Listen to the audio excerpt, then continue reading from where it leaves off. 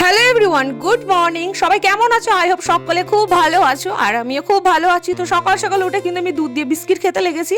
আর আসছিল আমাদের বাড়ির পাশে এক ঠাকুমার বাড়িতে কালী পুজো। এই যে বাড়ির সবাই মিলে গেল ঠাকুর আনতে, আর এদিকে খাবারও হয়ে গেছিল। মানে ঠাকুমারদের বাড়িতেই সকাল থেকে নিমন্ত্রণ ছিল, ওখানে দেওয়া ছিল ঘুগনি মুড়ি। তাই সানি আমাকে ঘুগনি মুড়ি এনে দিল, আর একটু স্যালাড কেটে দিয়েছিল, আর খিচুড়ির সাথে কিন্তু ডিম দিয়েছিল। ডিমটা আমি কিন্তু এর সাথে খেলাম, খেতে না চাইলেও সানি আমাকে খাওয়াবে আমি জানি। আর আমাকে সানি বারবার বলছিল যে বাড়ির সবার সাথে যাও ঠাকুর আনতে, আর আমার শাশুড়ি মা এদিকে বারণ করছিল। এমনি আমি শাড়ি পরতে পারি না, তার মধ্যে শাড়ি পরে এই রৌদ্রের মধ্যেখানে আমাকে যেতে হবে ঠাকুর আনতে। তাই আমাকে বললো তোমাকে যেতে হবে না, তুমি স্নান ধান করে রেডি হয়ে নাও, একটা নাইটি পরো, দিয়ে ওখানে গিয়ে বসে ঠাকুর পুজো দেখো গা।